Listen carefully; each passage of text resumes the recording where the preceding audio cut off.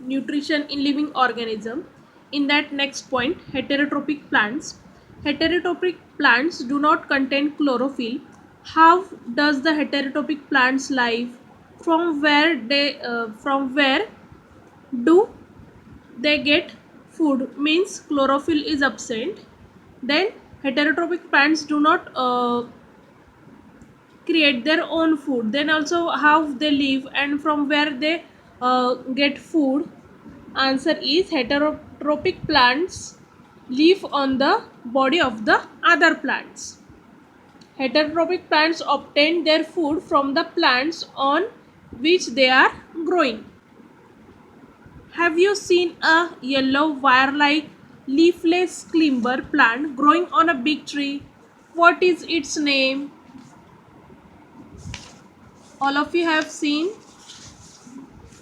the yellow wire-like leafless climber growing on a big tree. The name of that plant is, it's a cuscuta plant. Which plant? Cuscuta plant.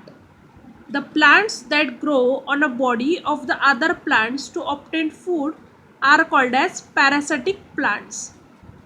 For example, Loranthus, cuscuta, etc. Means some plants do not uh, create their own food, do not obtain their own food. That plants are depend on the other plants for their food. That plants are called as the parasitic plants. And the example of parasitic plants are Loranthus and cuscuta. Now see here, Loranthus plant's picture is given.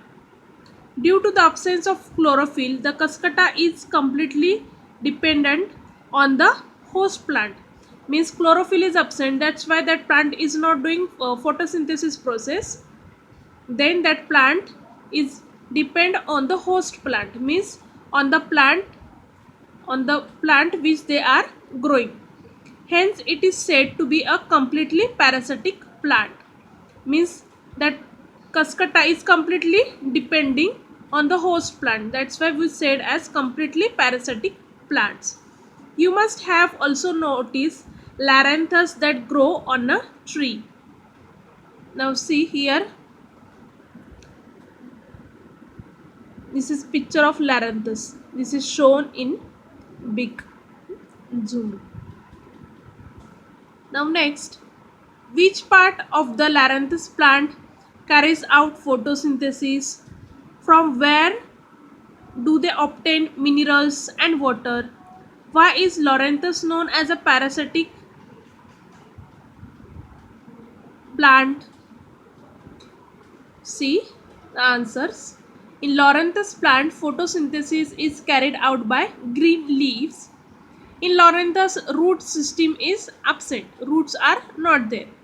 Thus, it attracts the aerial part of the host tree.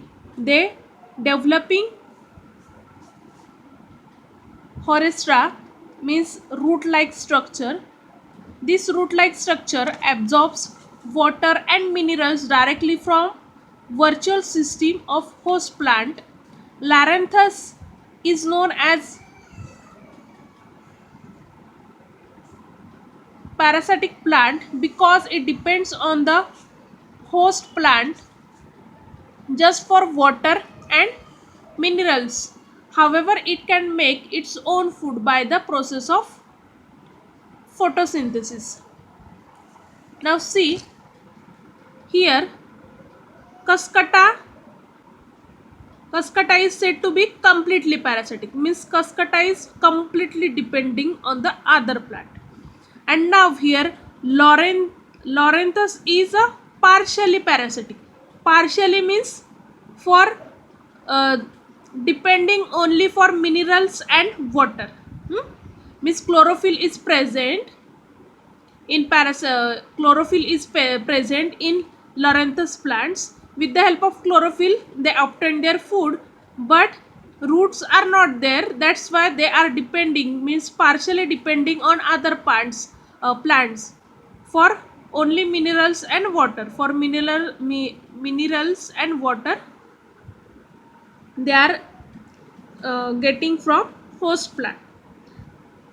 Now see here, Cuscuta is completely parasitic and Loranthus is partially parasitic. Partially means not fully, for little means only for minerals and waters is depending.